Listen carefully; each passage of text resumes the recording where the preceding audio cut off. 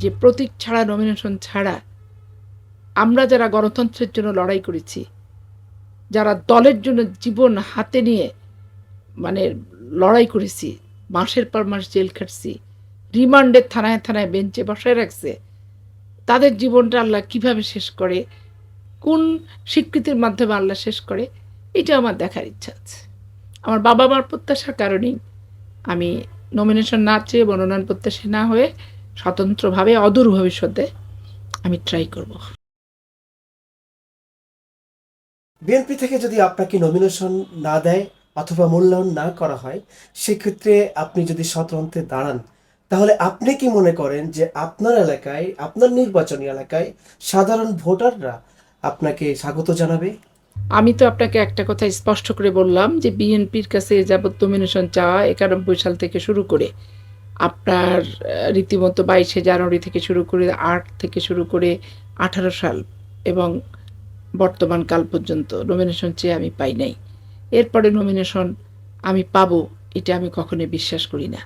আর nomination তো আমি আর কখনো কোনোদিনও চাবই না, এটা স্পষ্ট। আর স্বতন্ত্র ভোটের যেটা ব্যাপার, সেটা হচ্ছে আমি যদি নমিনেশনই না চাই, তো সেটা তো আর দলের সাথে বিদ্রোহী বিপ্লবের কোনো ব্যাপার হলো না।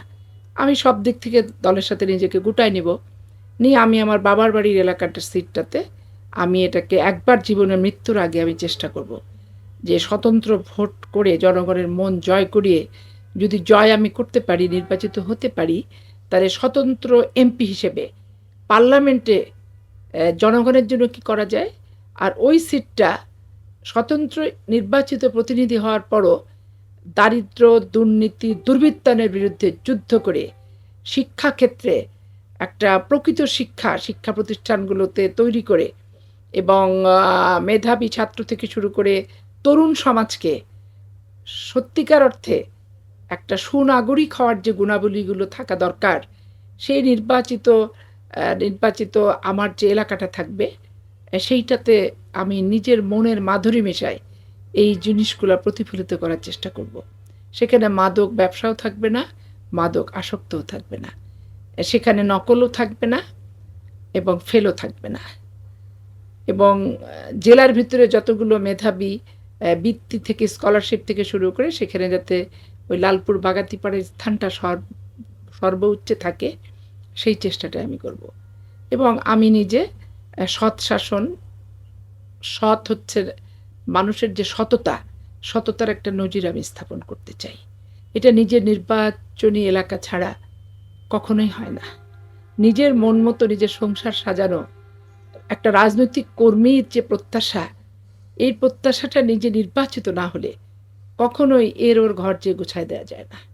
জিতানো যায় কিন্তু ঘর গোছানো যায় না। তো আমি আল্লাহর কাছে বলি যে আল্লাহ, আমার ছোটোবেলার স্বপ্নই তো ছিল একটা নমিনেশন এবং একবার নির্বাচিত হওয়া। তো দল যখন আমাকে দিল না আর দিবে এটা আমি আশাও করি না, আর ইনশাল্লাহ আমি আর কখনো নমিনেশন দলের কাছে চাবও না। তা আমি আমার নিজের চেষ্টাটা, শেষবারের যুদ্ধটা একা একা জনগণের সাথে করব, যে জনগণ আমাকে সমর্থন দেয় কিনা। আমি যদি দেখি জিতার মতো আমার পরিবেশ পরিস্থিতি হয়েছে, তাহলে আমি তখন স্বতন্ত্র ভোট করব, তার আগে না। আপনি কেন এমনটি আশা করছেন যে ওইখান থেকে আপনি স্বতন্ত্র প্রার্থী হবেন বা নির্বাচন করতে চাচ্ছেন? দেখেন, আমি বাংলাদেশের 64টা জেলার 460টা উপজেলা যত শিক্ষা প্রতিষ্ঠান আছে, মোটামুটি আমি 81-82 সাল থেকে শুরু করে মোটামুটি 22-23 সাল পর্যন্ত আমার সব জায়গায় 2-3 বার করে যাওয়া হয়েছে। কিন্তু তার চেয়ে আমি আমার দুটো জায়গার জীবনের সর্বোচ্চ সময় আমি দিচ্ছি, এবং আমার যেমন শুরুটা জীবনের লালপুর বাগাতিপাড়া থেকে। আমার বাবা ওখানে 60-70-80 বছরের স্থায়ী বাসিন্দা, এবং আমার 7 ভাই বোন আমরা ওখানকার স্কুল থেকে লেখাপড়া করছি, ওখানকার কলেজ থেকে লেখাপড়া করছি। আমরা সাংস্কৃতিক অঙ্গনে আমাদের 7 ভাই বোনের যথেষ্ট সুখ্যাতি ছিল। যার যার জায়গায় শেষে মানে ফার্স্ট হতো, চ্যাম্পিয়ন পর্যন্ত হতো। এরশাদ বিরোধী আন্দোলন আমি ওখানে করছি। আমি north Bengal sugar mill high school মাঠে এরশাদের মিটিং পর্যন্ত আমি ভাঙছি। আমি যখন 81 সালে স্কুলে পড়ি, আমাকে সাইকেলে রডে করে করে পাশের থানাতে আমাকে মিটিংয়ে ডাকতে নিয়ে যেত। তখন তো গাড়ি ঘোড়া ছিল না, আব্বাকে না বলে চুপচুপ করে সাইকেলে রডে, ভাগনা টাগনাদের সাইকেলে রডে উঠে আমি চলে যেতাম মিটিং করতে। তাহলে সেই জায়গাটাতে আমার ছোট্টবেলা থেকে করা। তারপরে আমি যখন বিশ্ববিদ্যালয়ে ওখান থেকে ভর্তি হলাম, ভর্তি হওয়ার পর বিশ্ববিদ্যালয়, তখন তো ছেলেপেলেরা কলেজ সংসদ নির্বাচন, ওই জেলার এমন কোনো কলেজ নাই যে আমি 2-3 বার যাইনি। আমার অনুপস্থিতিতে কোনো সম্মেলন কখনো হয়নি, আমার অনুপস্থিতিতে কখনো কোনো প্যানেল পরিচিতি হয়নি।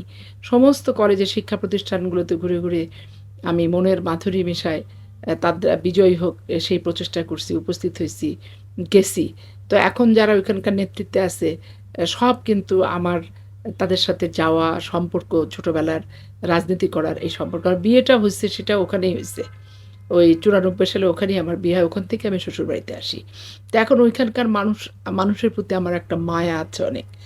আর আমার বাবা সারা জীবন চাইছে যে আমার মেয়েটা আমার অবাধ্য হয়ে ছোটবেলা থেকে দল করে, তো মেয়েটা অন্ততপক্ষে এই জায়গা থেকে এমপি একবার হোক। এটা আমার বাবা, এখন আমার বাবা যেহেতু বেঁচে নাই, আমার বাবার জন্মবার্ষিকী 1 তারিখে জানুয়ারি মাসে, যেদিন বিএনপির প্রতিষ্ঠাবার্ষিকী, এবং আমার বাবার মৃত্যুবার্ষিকীও 1 তারিখ জানুয়ারি মাসে, এবং এই 25 সালে উনি মারা গেছেন। এখন স্বাভাবিক কারণে আমার বাবার মায়ের সে প্রত্যাশাটা আমাকে কুড়ে কুড়ে খাচ্ছে। এই কুড়ে কুড়ে খাওয়ার কারণে দল তো কারোর হৃদয়ের কথা বোঝে না, দল তো কারোর অনুভূতির কথা বোঝে না, দল তো কষ্ট দিতে জানে, কষ্ট লাঘব করতে পারে না। দল যাকে দেয় পা থেকে মাথা পর্যন্ত অপ্রয়োজনীয়ভাবে দিয়ে দেয়, আর যার কাছ থেকে নিয়ে নেয় সর্বস্ব কেড়ে নেয়।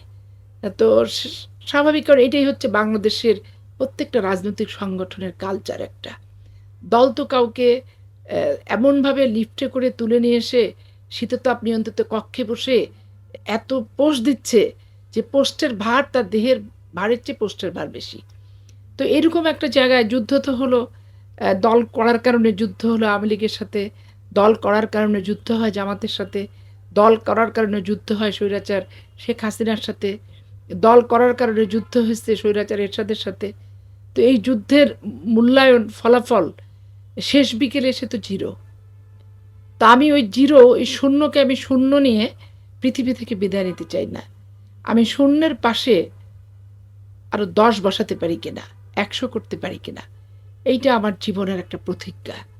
যে প্রতীক ছাড়া, নমিনেশন ছাড়া আমরা যারা গণতন্ত্রের জন্য লড়াই করেছি, যারা দলের জন্য জীবন হাতে নিয়ে মানে লড়াই করেছি, মাসের পর মাস জেল খাটছি, রিমান্ডে থানায় থানায় বেঞ্চে বসায় রাখছে, তাদের জীবনটা আল্লাহ কিভাবে শেষ করে, কোন স্বীকৃতির মাধ্যমে আল্লাহ শেষ করে, এটা আমার দেখার ইচ্ছা আছে।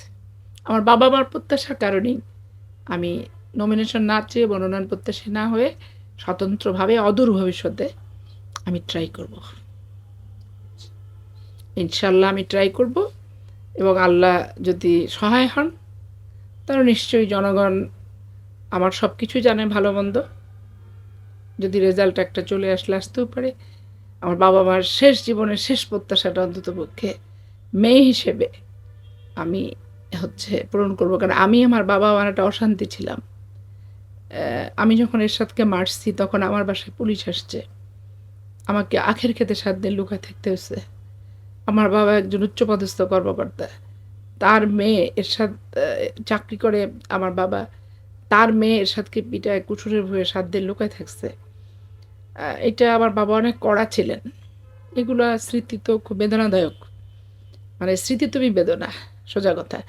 তারপরে এই যে আমি জেলে যাই, 1/11-তে আমার বেগম জিয়ার সাথে কথা বলায় দেওয়ার জন্য আমাকে 5 বছরের জেল দিছে, মামলা দিছে, ছোট ছোট বাচ্চা ফেলে রেখে পালায় পালায় থাকছি, হাজব্যান্ডকে ধরে ডিটেনশন দিছে।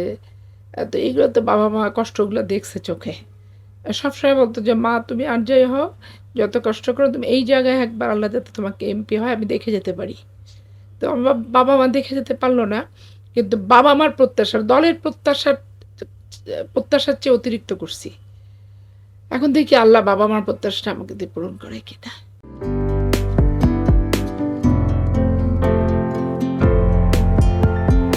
পহেলা জানুয়ারি 2025 ইউটিউব জার্নালিজমের অগ্রদূত changetv.press 6 বছর পেরিয়ে পা রাখলো গর্বিত আমি অত্যন্ত আনন্দিত হলাম যে চেঞ্জ টিভি আগামী কয়েকদিনের মধ্যেই 6 বছর পূর্ণ করবে।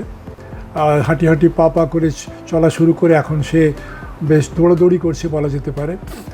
ও নামটাও অত্যন্ত বলবো যে সিগনিফিক্যান্ট, যে চেঞ্জ, এই গণঅভ্যুত্থান কিন্তু চেঞ্জ চেয়েছে। সেই হিসেবে তোমার টেলিভিশনের, তোমার এই চ্যানেলের নামের একটা যথেষ্ট মিল মিল আছে। পাওয়া যায়।